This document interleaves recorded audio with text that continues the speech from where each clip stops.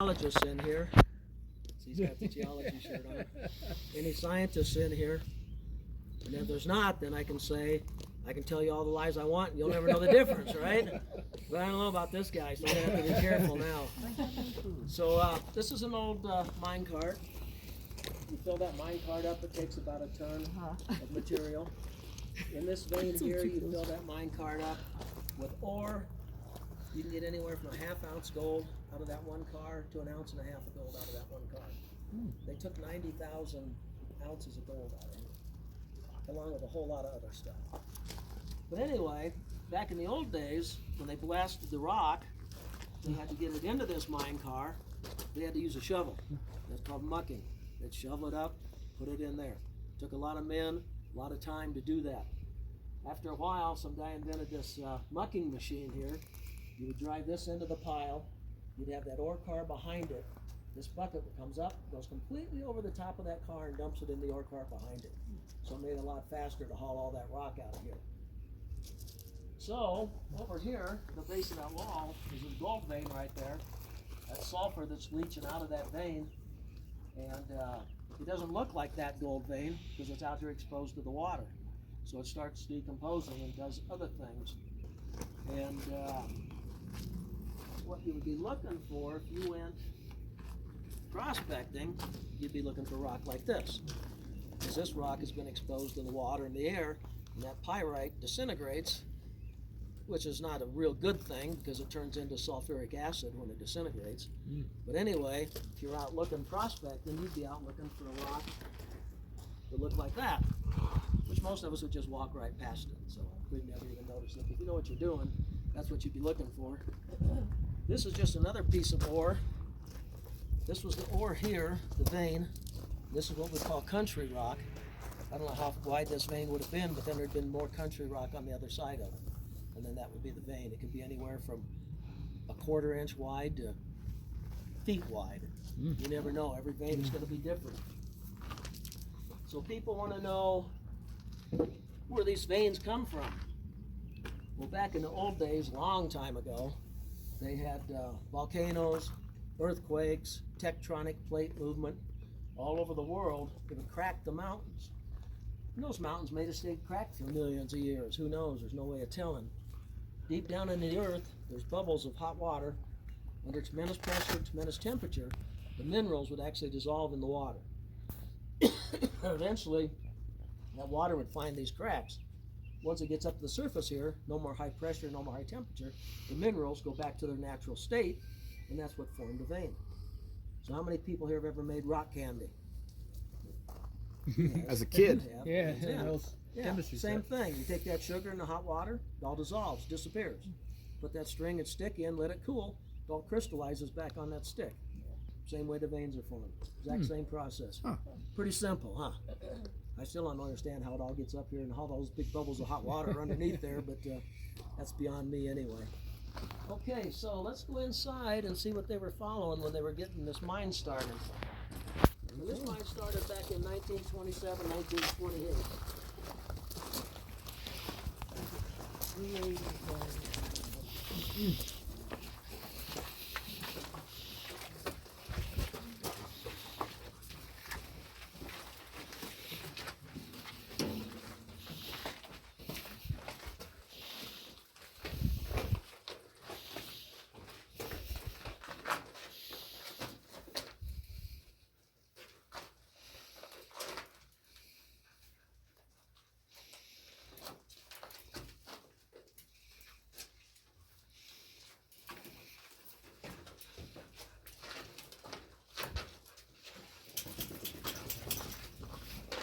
So up here where my light's at, there's a little bitty different colored rock than the rest of the brown rock there.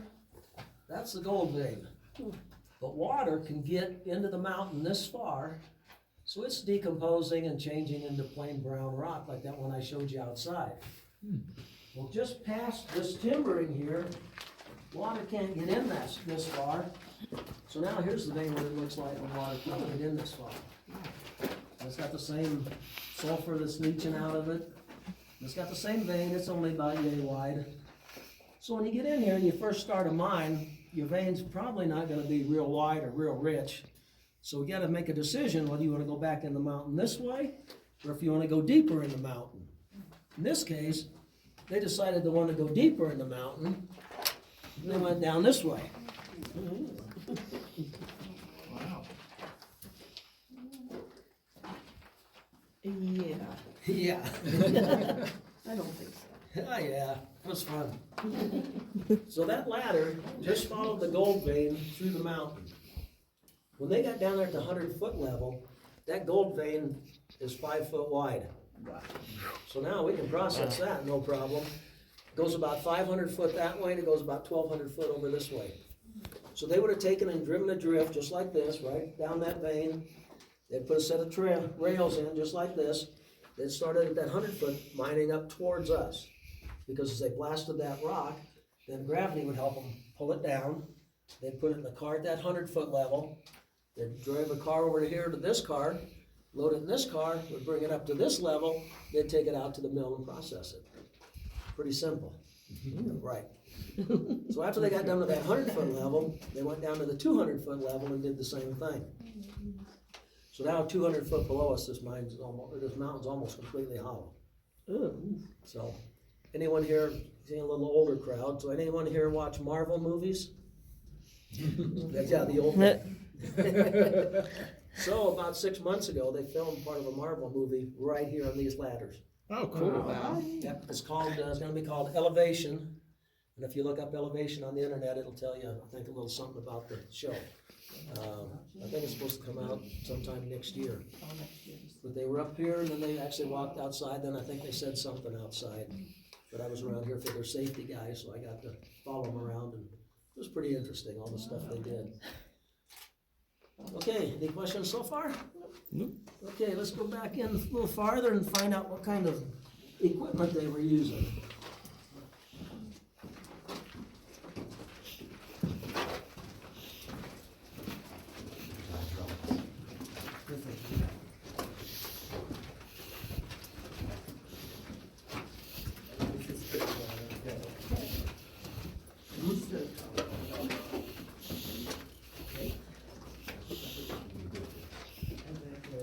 How do they pump air down here for the guys to breathe in? This mine, oh, I forgot to tell you about that down there. Wait till these guys get up here. I don't normally do tours.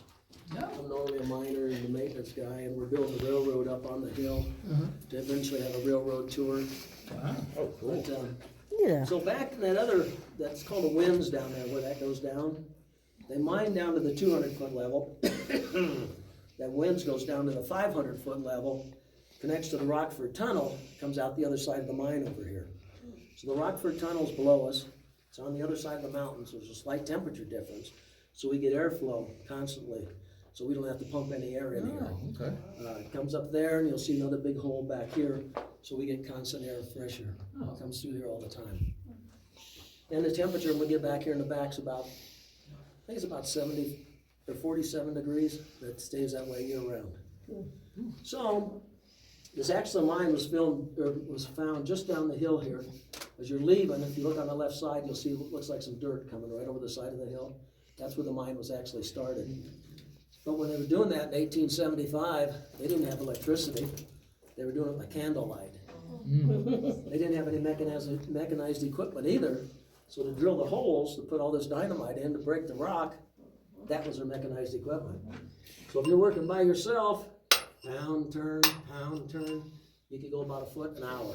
And you had to drill your holes 4 foot deep. Did they have canaries? Did they have canaries? Canaries? No. No. They did in the coal mines. Oh, okay. Coal mines were different because the coal mines had poisonous gas and stuff. Normally the hard rock mines didn't have the bad gas. If you hear someone gets problem in a hard rock mine, the mine was probably wet, had a lot of timber in it. As the timber rotted away, it used up the oxygen. Oh. So then they would have walked into an area with no oxygen. Or they'd had beans for breakfast. Yeah, could have been that too. So then if you're drilling, if you had a good friend, you could hold the drill, he'd use a bigger hammer, he would pound, and you could go about 2 foot an hour. But you're doing this almost in the dark, as long as he didn't hit you in the head or the hand or the arm or something. But if he hit you, that was okay. After a while, you gotta switch positions. Yeah, payback. So after they got done with that drill, they just grab a longer drill. And they just keep drilling. And finally, they had to get that far in. Wow. So if you're working by yourself, there's a half a day just drilling that in there. And they had to drill a whole lot of holes, as we'll see over here on the other side. So after they got done with that, guy come up with this air-powered hammer drill. This thing would pound back and forth this way. You'd turn it this way to keep it from clogging. And they actually had air come down this bit, come out the end to blow the dust out so it didn't get all clogged up. It was a little faster than these guys, but it was a lot more dangerous. Because now the guy using this is standing there breathing rock dust all day long. He didn't last very long. Pretty soon he had silicosis of his lungs, couldn't breathe, and he was out of the mining business. So that wasn't a good thing, and this was so bad they actually called it the Widowmaker. That's how bad it was. So if you actually look up Widowmaker on the internet, it can tell you more about that thing. Then they come up with this drill over here, right behind you here, called a column drill. Once they set this column in place, now one guy can move this up and down, back and forth, do a whole lot of drilling all by himself. He couldn't do it all, but then he'd just move it over a little ways and go drill some more. So he could do a lot of work by himself. Same type of bit, got a hole all the way down the center. What makes this one different is they actually added a water line to it. So now you got water goes down this bit, and now all you get out of the hole is water and crushed up rock. Guy probably was filthy dirty when he went home from all the water splashing around, but at least he could breathe. So it was a lot better deal. This is a stoping drill. It's made for just drilling straight up. So you might be in a vein this wide, but that vein might go straight up. You don't know which way they're gonna go. This is what you would use to drill straight up into those kind of veins. It's also used for supporting loose rock. Because up here where you see those plates right there, you're standing under loose rock right there. So because of gravity, because of gravity and the weight of the mountain, this place is constantly trying to cave in. If we didn't do any maintenance in here like that, eventually it would all be caved in. There's another one here. A lot of people will ask, how do you know if the rock is loose? Well, in this particular case, you look at this rock, and if you look along up here, between this rock and this rock, there's a crack there. So anytime it forms a crack, that rock is coming loose from the rock behind it. So they use this stoping drill through the loose rock into the hard rock behind it. The way we do it now is take a piece of rebar and a couple of tubes of epoxy, spin the rebar, that mixes the epoxy. When it hardens, you put the plate and the nut on there, and you actually bolt the loose rock to the hard rock to keep it from caving in. So even if you're driving down the interstate, you'll see these kind of plates on the side of the interstate. If you're driving close to a cliff, it's the same thing. What they're doing, they're bolting that loose rock to the harder rock behind it to keep it from constantly caving in. So then this is the kind of drill we use today. It's got a hydraulic leg on it. All this stuff's run by hydraulic air, or by air pressure and water. So the air will help you lift this up and down. One person can take that now and drill all by himself, drill all the holes he wants. The only bad part, especially in this confined area, is it's terribly noisy. So you got to have really good earplugs to be working on that guy. So we're talking about blasting stuff and drilling holes.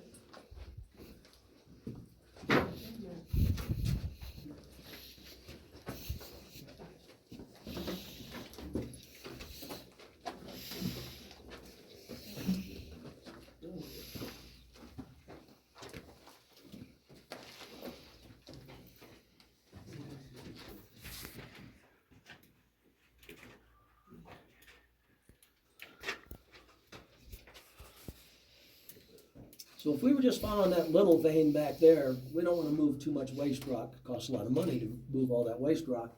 So the red line's about how far we would be drilling. And this place was never this big back when they were drilling it. From stuff caving in and stuff, it just gets bigger. So if we just set this stuff off up here, really nothing had happened. We would just kind of shoot fireworks out the holes. It wouldn't do much of anything, too much space between the holes. So what they have to do is start down here like this. They put these 4 in and leave this hole empty. When these go off, there's now a weak spot. They can break into that weak spot. So there's me a hole this big. Then this section of explosives would go off. They can break into that weak spot. Then this one can break into that weak spot. As long as you break into a weak spot, you can break this as big a hole as you wanted. Just keep going. The top ones go off next to last. They basically just going to break downward.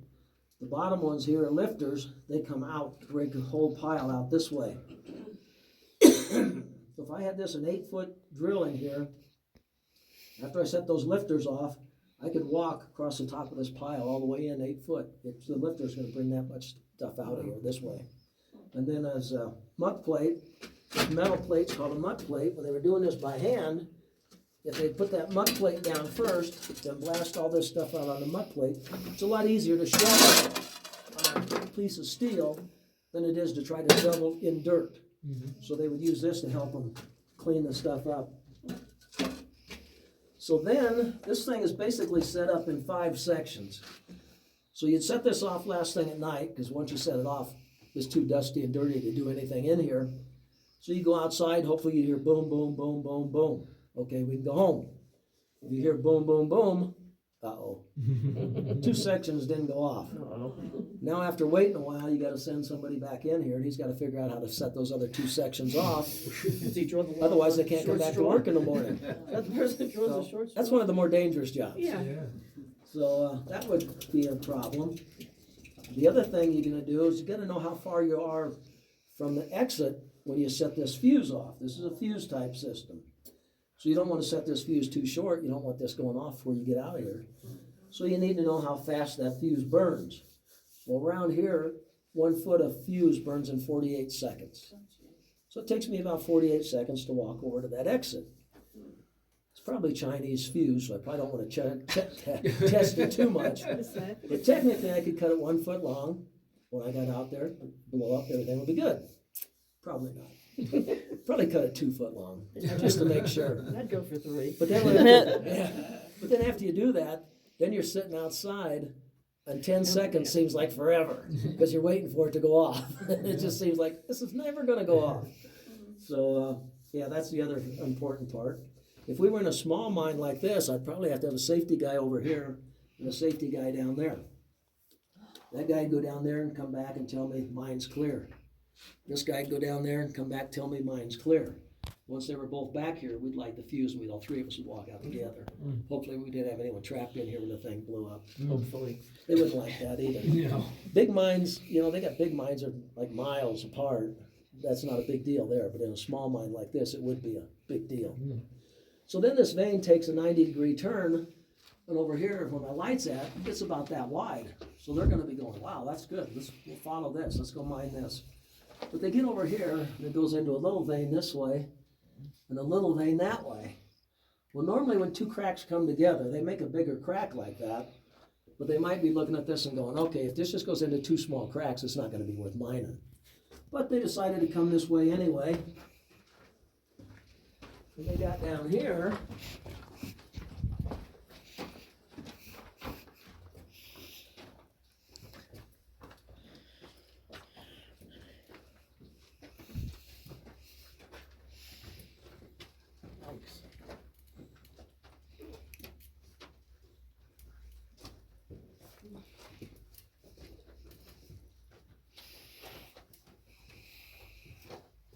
When they got down here, the vein was that wide. Wow. Wow. Remember I told you 100 foot down there was about 5 foot wide? That's about what this was. Wow. So this would have been where there used to be an ore chute here. We just took it out so you could see better. They would start blasting down here. Rock would slide down. They'd help it slide down the angle there, put it into an ore chute, into a car, and haul it out to the mill. They'd keep working their way up. Well, after a while, you can't get much footing up there. It's all loose rock and sand and gravel, and you just go slipping and sliding. So they'd put those horizontal beams, that'd give them something to put their feet on to work on up higher. And they just keep building their way up until they got all the rock out of there. And they'd all direct it down to an ore chute we'll see up here. So this goes quite a ways this direction. So they can't just do one ore chute. It's too much work to haul that heavy ore clear back here. So they just built ore chutes as they went, and they just kept going. So those stole timbers hold up part of the mountain. I'm surprised they're not more broken, but they really can't hold up all the mountain. They have to leave natural rock pillars in here, and that's what they're doing here. As we go down here, you'll see ore chute, rock pillar, ore chute, rock pillar, and these pillars are starting to holding up the mountain. But all these pillars are full of rich gold ore, but you can't take them out because then this mountain would really start to collapse. So now the wall that you got back here behind you here looks like a nice solid wall. It's not. It's just another one of these ore pillars in a different form. So if you come down here and look, you can see what's behind that wall. There's nothing behind that wall.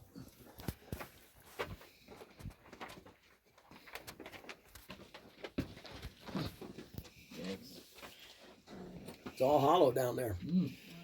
Now technically, maybe this winter we'll get around to try it. Technically, I could go down this hole, go down 100 foot, find another set of rails like this, follow it back to that ladder, and come up that ladder. But I don't know. We don't know how much is caved in because there's been no maintenance down there since the place was closed in the 1940s. So I don't know if it's even open, if there's been enough caved in or not to go down there. But wouldn't be the safest thing. I But was gonna say, why would you want to? just because it's there.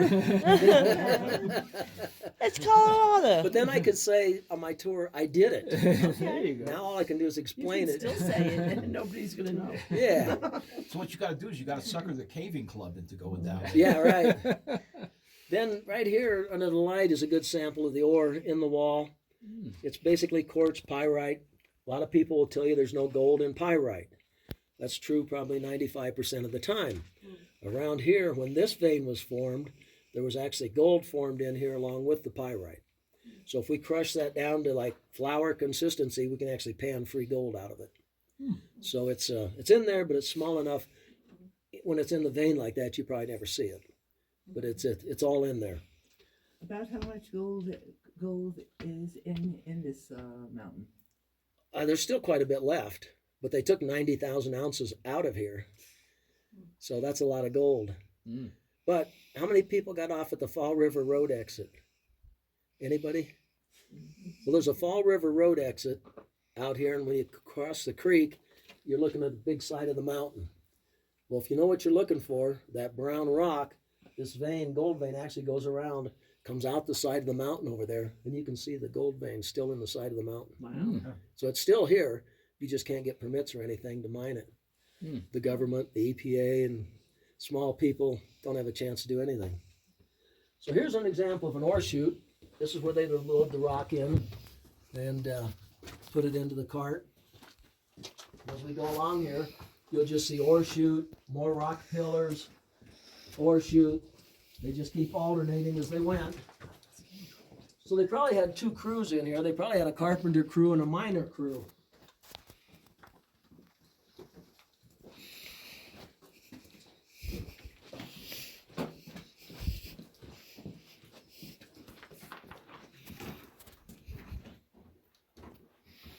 Well, we need to crowd everybody back in this space.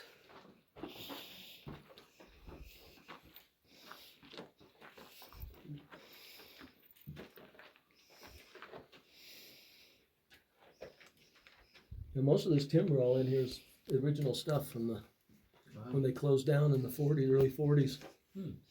But this is a dry mine, so most of this wood's not going to deteriorate. There's no moisture to help it.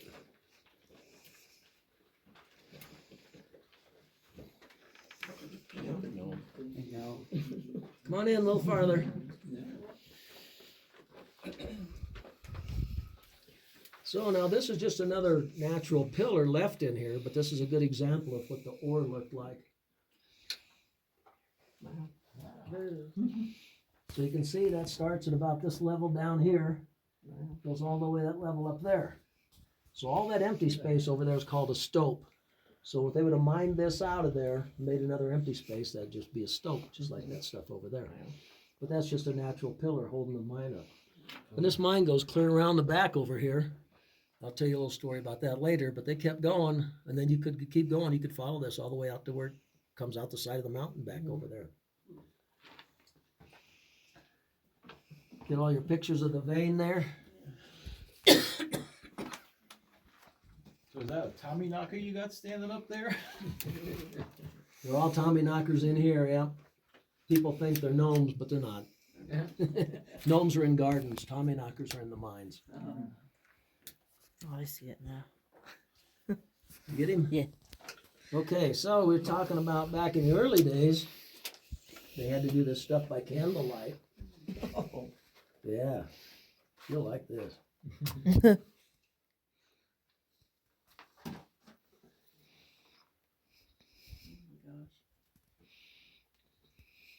So this is a candle holder. That's what they use. You can stick this in a crack in the rock, into a timber. This little hook would hook it on a rock where you could just hold it like that. If you're walking around, you walk around like this. They actually made a hat where you could actually wear this on your hat. I can't imagine that. I can't imagine working with a candle in it at all. You can't breathe because But here's what it would look you like. can't hear because of the loud noise, If and now you- you can't see. Yeah. Here's what it looked like if you were in here with just a candle. Oh, yeah, Could you imagine working like that? I know. And pounding those drill bits with a Yeah. sledgehammer? Yeah. But it's even could get even worse. What if your candle goes out? Like that. Ah, yeah, that's pretty dark. That's rather dark. Hey, who touched my butt? Oops. Oops. And your eyes won't get used to that darkness because there's no light to get used to. It stays black like that all the time. So you better know where your matches are at. Or the way out. But if you're in a mine like this, and that happened to you, At least you have this. be easy to get out. You just put You one just foot on put- each side of the rail. I hope and you don't just clunk your walk head out. on something. Maybe hold your hand up Yeah. like that. It might take you a while though. So after the candle, well, they had another thing in between, but it didn't last long. They come up with a carbide lamp. They had water in the top, carbide in the bottom. When the water drips into the carbide, it makes acetylene gas, comes out the nozzle, you light it on fire. You'd hold this on your hat too, but at least the reflector directed the light where you were looking. So that was a lot better deal there. And I don't know if they did this on purpose or not, but you'd fill this thing up when you went to work. When it started running out of gas, it was lunchtime. Oh, You went out, had lunch, filled it up. When you went back in, started running out again, it's time to go home. so is it empty now? Is it empty now? This one? Yeah. So it's the time for lunch? It's way past time for lunch. I don't even get lunch So around does here. anything live in here? What's that? Anything live in here? Yeah, All right. pack rats. Okay. But they're normally down in the lower levels because obviously they don't like people. That's good. I've never seen a bat in here, but Okay. we really don't go down to those lower levels very often. Okay. But that's about mice. Of course, you always get mice coming in. Okay. So then they come up with this light. It's like a little carbide battery. Goes on your belt. Got the cord goes up to your hat. Of course, you get that cord caught on stuff all day long while you're trying to work. It was a real pain. So then maybe you were a mine owner, but you weren't a miner. So I might go to you and say, okay, you got 6 months. Take out all the ore you can. Take it down to Idaho Springs, get it processed, and I get some percentage of the gold. They did that a lot back then. So the last time they did that here, the miners had all their ore ready to go to the mill in Idaho Springs to get processed, and the mill burned down. So for some reason, they got mad at the mine owner. They come back up here, and they blasted a whole bunch of the mine shut. Oh. So back around the corner here, it's all shut down. It'd take a lot of effort to ever get it open again, but it would be possible. But you can see like this timber here, from the weight of the mountain's broken. There's been no maintenance back here. These big rocks here have just fallen down out of the ceiling. So if you would have happened to have been underneath one of those, you'd still be under there probably. Timbers over here are breaking. Sorry. That one's breaking. This one over here is really breaking. So place hasn't caved in on me yet, but let's go back by where the drills are at. That's a good idea. I never did that.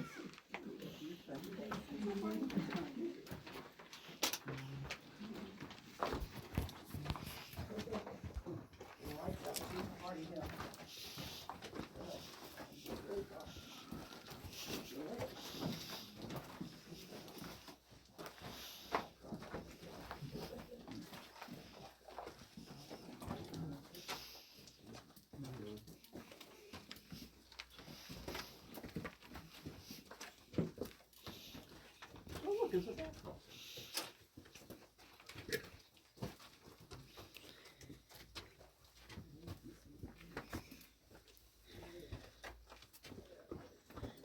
Wanna go down the ladder, Lee?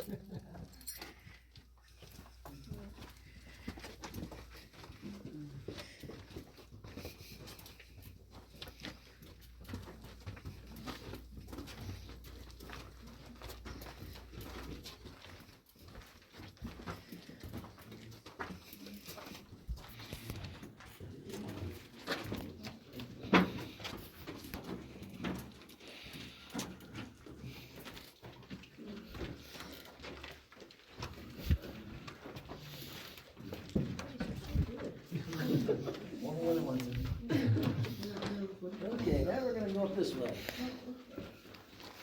Now you're gonna lead the way? We got more stories.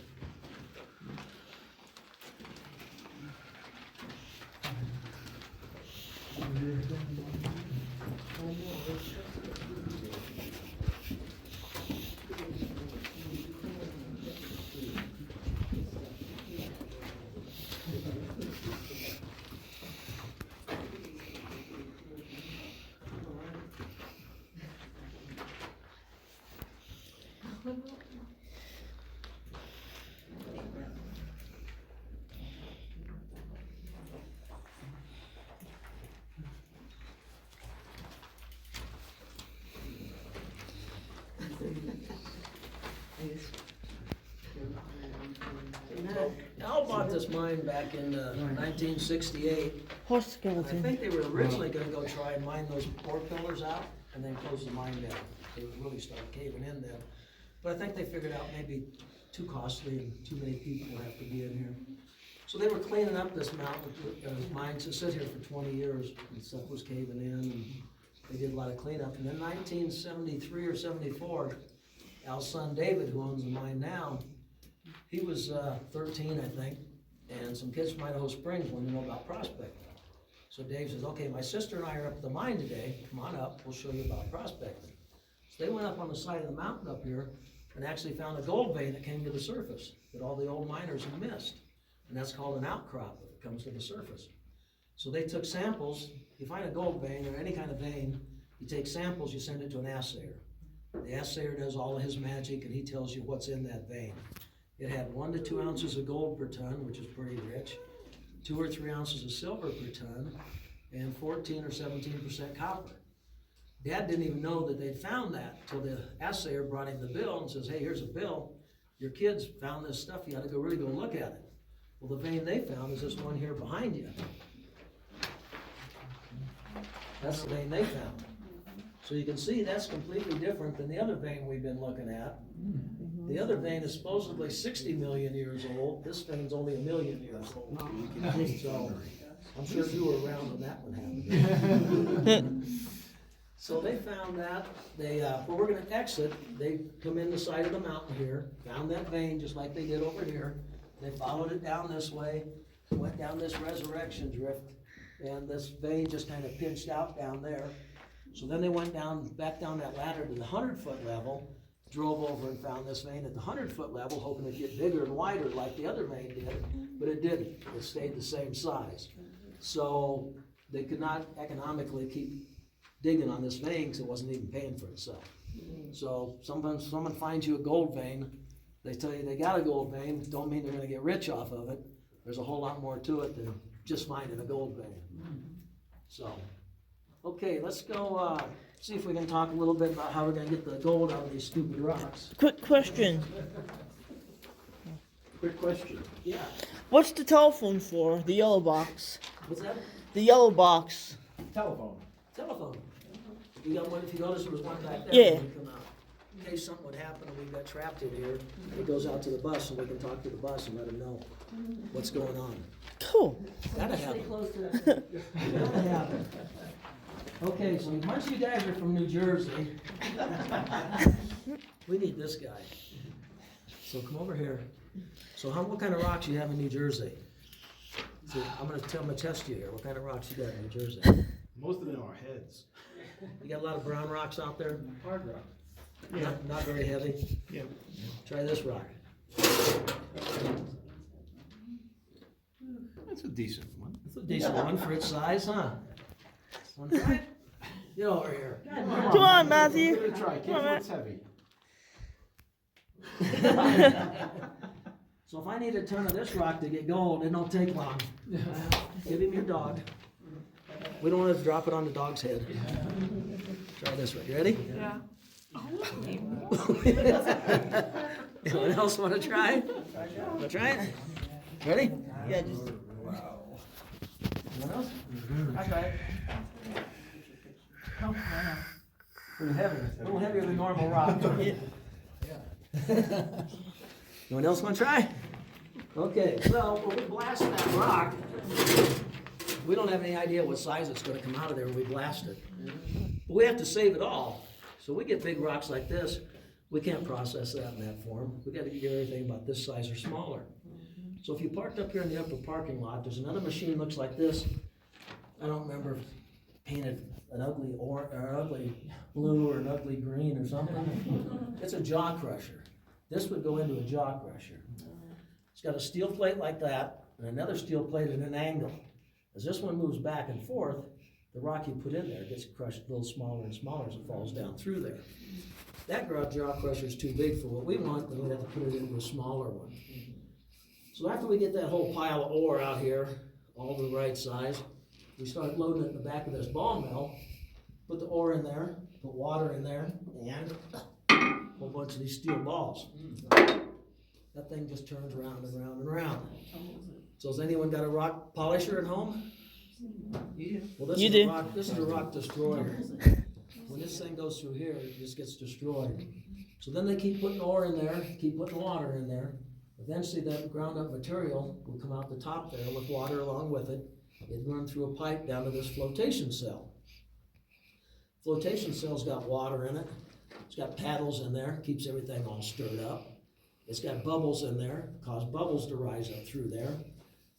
And if that's all it did, it really didn't do anything. So what they do is they put pine oil in there. So now you got pine oil bubbles coming up through there. So maybe 30% of the really, really fine gold would stick to those bubbles, along with any pieces of copper, zinc, iron, anything else metallic in there will stick to those bubbles, rise to the top. These flappers here then would pull all those bubbles off, and this would go down to another container somewhere, and eventually would go to a smelter.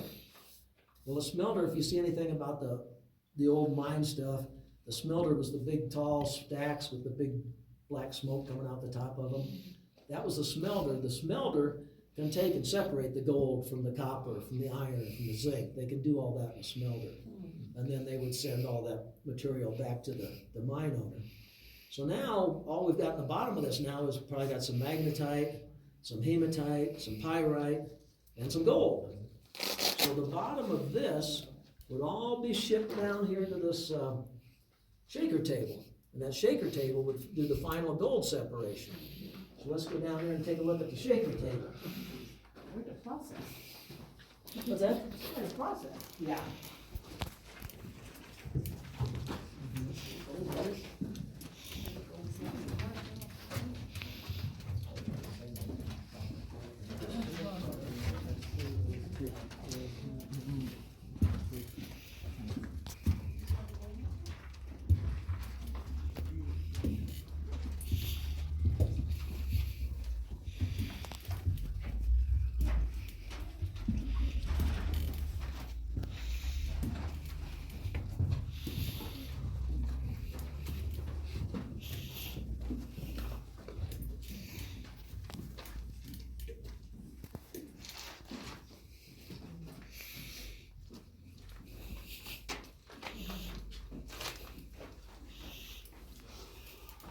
So this is a shaker table.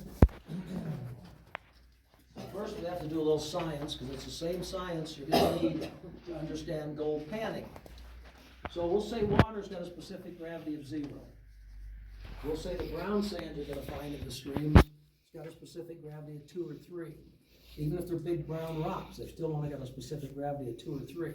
They're going to sink in the water, no problem. you're gonna find the black sand, the magnetite, the hematite, and the pyrite. It's got a specific gravity somewhere around 7 or 8. Just means it's gonna sink even better than the brown sand.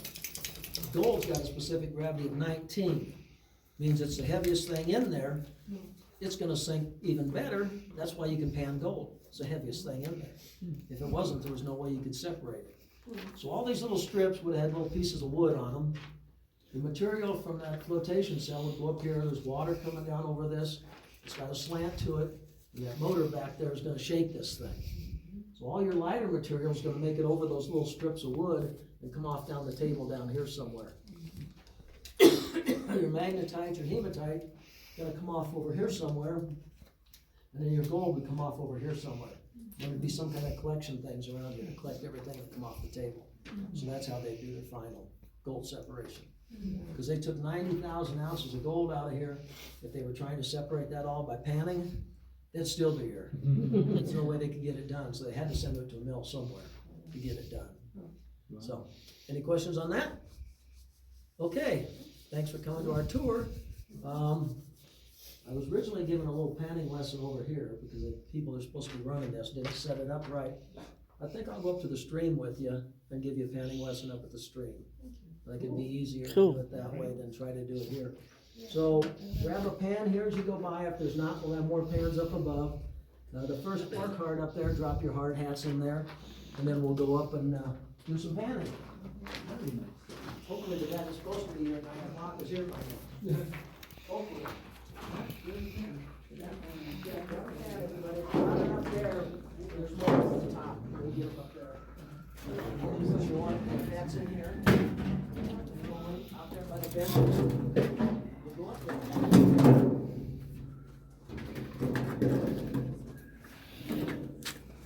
Just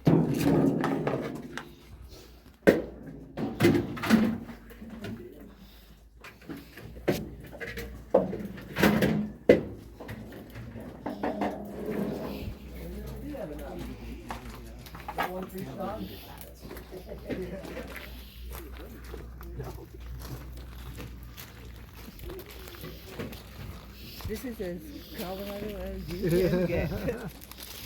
I am amazed somebody figured all this out. Good. To get separated out all the minerals and stuff and be able to actually make $1 out of it. That's unbelievable.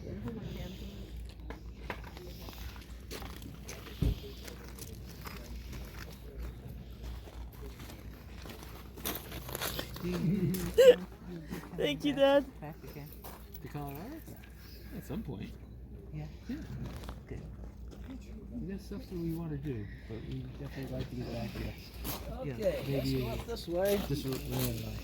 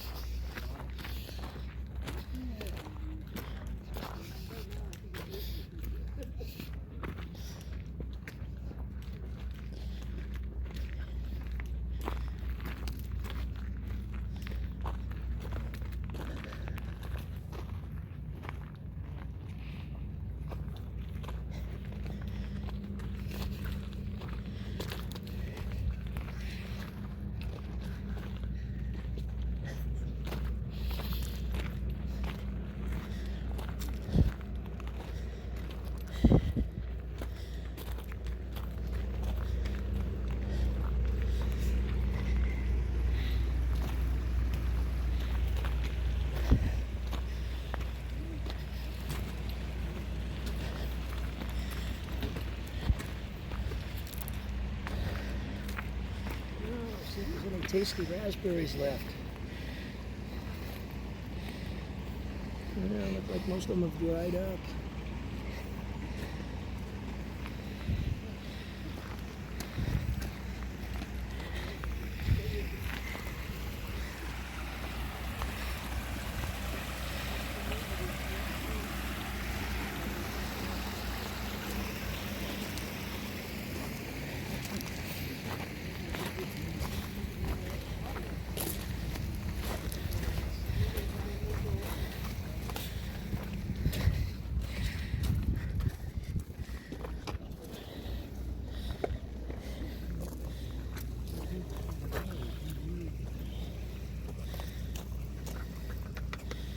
A little time to get up here. So you can go panning anywhere up here. You can even go up the stream a little ways. There's actually a roped off area you can't go past. But if you feel a little more ambitious, you can walk up through along the side of the road there.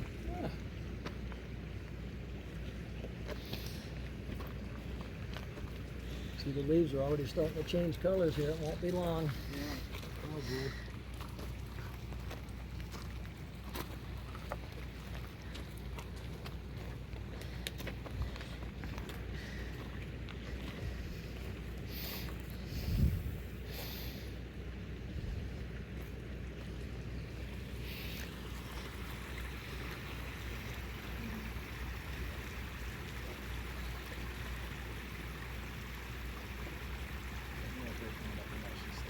Okay. Well, let's go over here and first thing you want to do is look for something that looks like a little stone you're going to hit.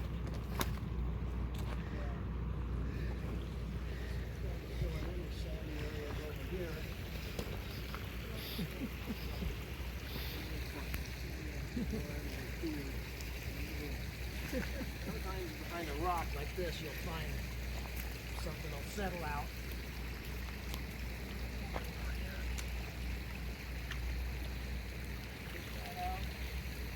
That won't look like gold, so we don't need it.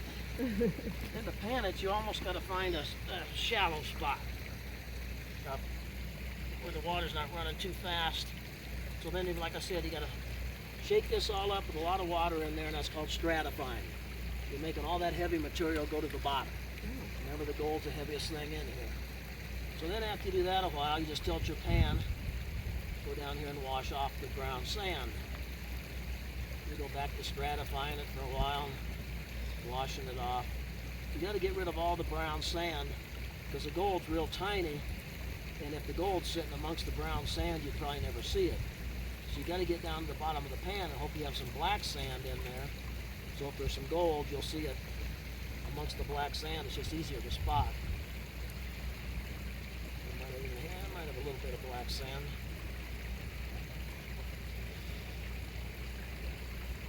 And usually the deeper you dig, the better chance you've got of finding something. And like I said, the gold and the black sand is heavier. Boy, I didn't even get much of anything for black sand. So it's all trial and error. You never know what you're going to end up with.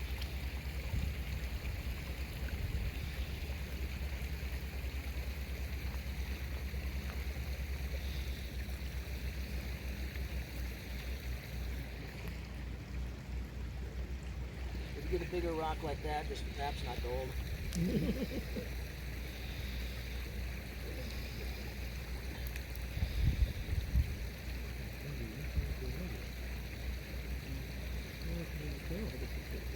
Still didn't get any black sand, but that's the way you do it. Just keep going down deeper. Normally, the deeper you go, the better chance you'll get of finding something. Okay. So go over and have fun. And anything you find up here, whether it's a pretty rock or if you happen to find some gold or anything, you can take it home with you. No problem. So you might even find a pretty rock you like. Who knows? All right, there you go. Okay. We'll go for it. So you guys have fun. I got to get back for another tour. All right, thanks a lot. Okay. Thank you. Have a good day. You too. And you can stay up here as long as you want.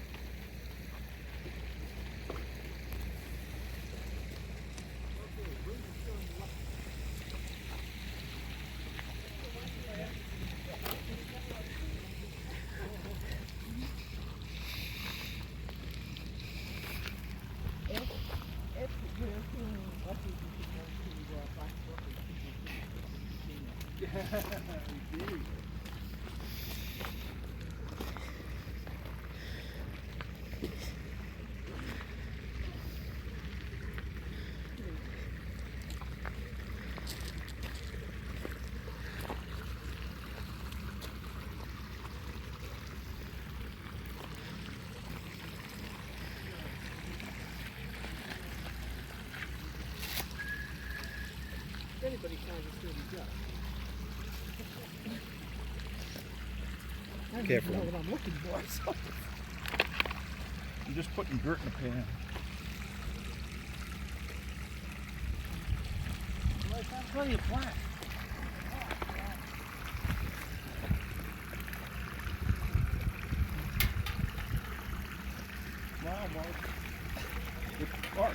smile at us.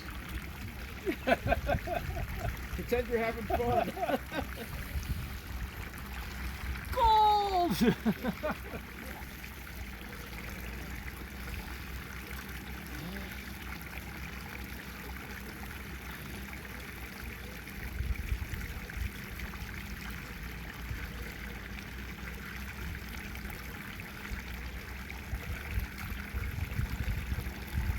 Now you just look for the sparkly stuff and it's either pyrite or gold. I say that's gold. What does fool's gold look like? Gold. It's kind of silvery. Silver? It is, it's silvery more than...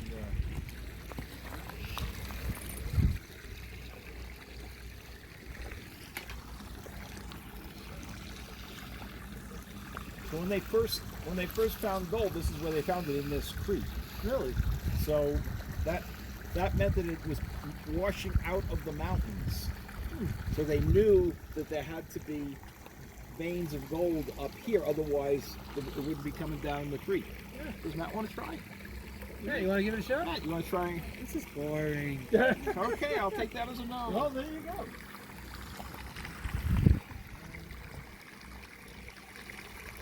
People find gold at different ways. You're looking for the easy way out. Oh, there's always a jewelry store. Yeah, and Uncle Mark, you want to do it this way, so there's things like right there. Oh, on here. Yeah, and then you. Very good. You were paying attention, Chaz. Obviously, I was not.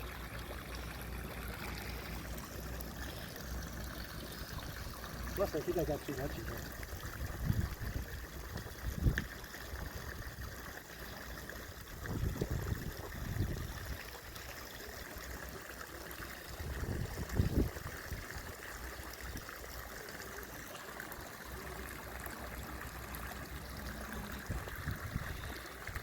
I don't see a lot of black in there.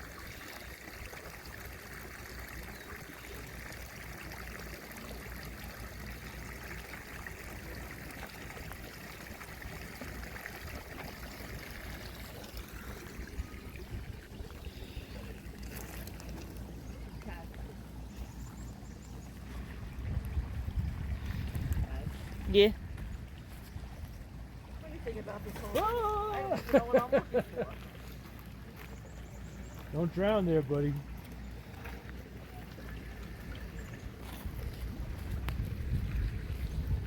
So you pour the water out where the ridges are. Oh, I see. Oh, I got you. Just pour it up there. I don't even know what I'm looking for. That's the funny thing.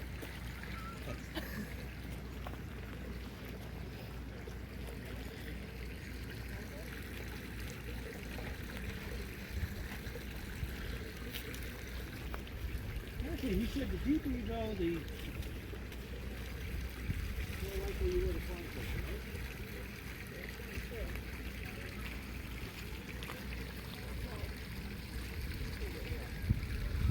Like I said, I could look all day. I don't know what I'm even looking for.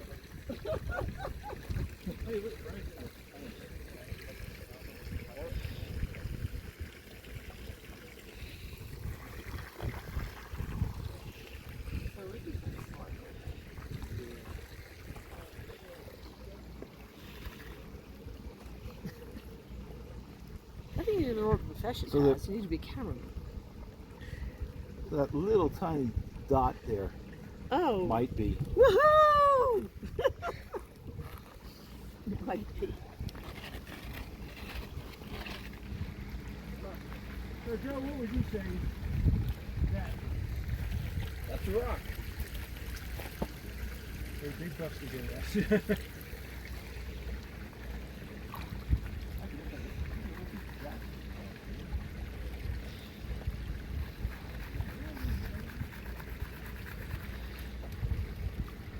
I was smart enough to come up here with a geology.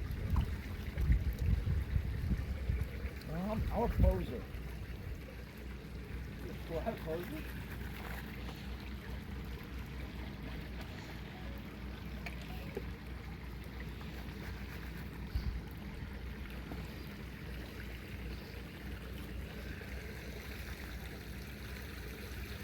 Pretty sure I'm not gonna get rich.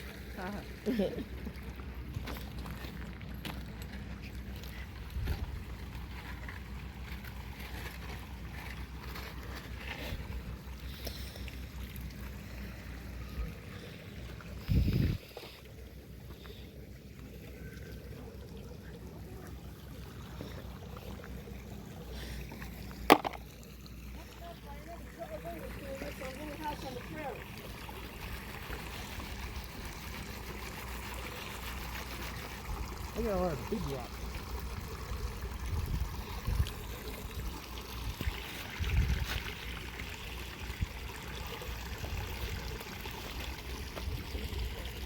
I think you should have showed us what the actual piece of gold would have looked like.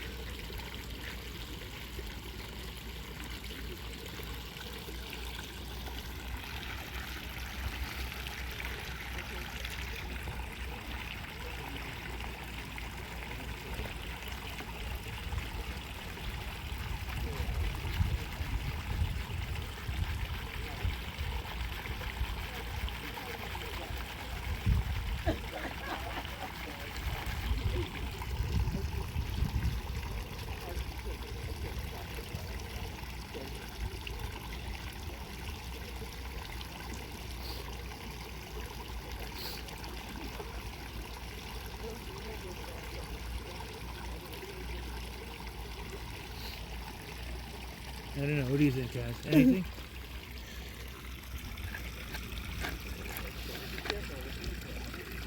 I hope it's There's a lot of sand. Did you find something? Are we rich?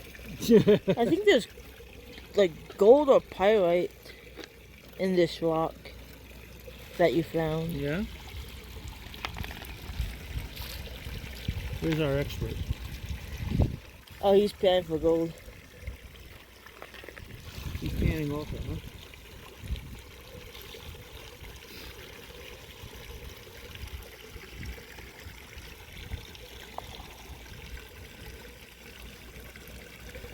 And that's not quartz or anything, right? I don't think so. Yeah.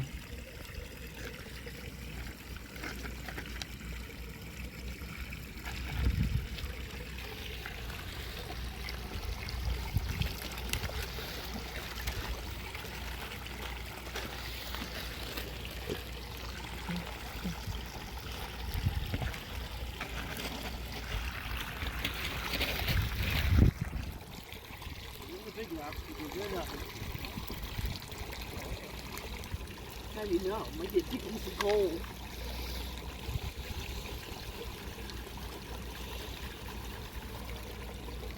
No nuggets, huh? Uncle Mark might have found something. That's the gold or pyrite. Oh, that's a good question. We could take that back and they can. Looks like a.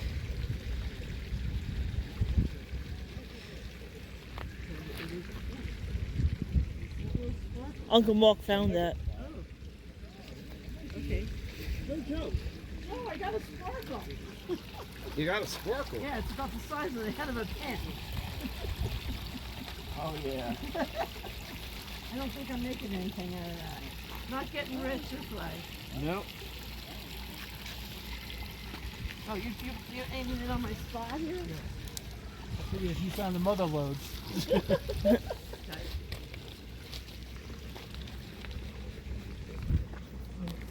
Maybe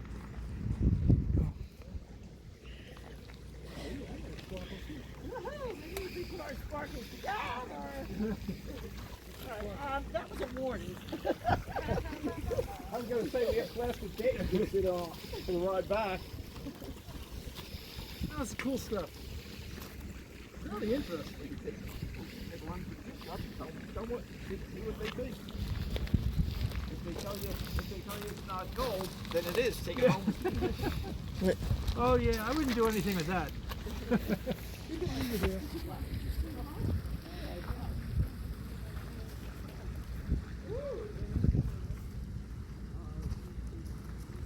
ones above I saw, they were $2. No. There's another one. I thought it said $2 too. want to feed some? Yeah. Let me I think it's on the ground. You go, Matt.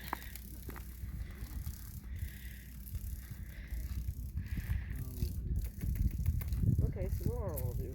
Yeah, I used to do it on the ground too, but apparently they eat on your hand. I don't want them on my hand. I don't blame them. Oh, look. Oh, how cute. That's what this camera is. Very cool. Dad. Look at this. I had a squirrel jump in my lap once. It didn't bite you, did it? No, jumped in my lap and Now, were those seeds in your hand that he left, or did you poop? come on. That one's big. Look at that size of that one. Oh, it's like Is that big? it's like the mother. Look at that. Come see if you can take a picture. That was in a prairie hole, aren't they? No, huh? It jumped on my. Yeah. Oh, well, right now I'm feeding the chipmunks.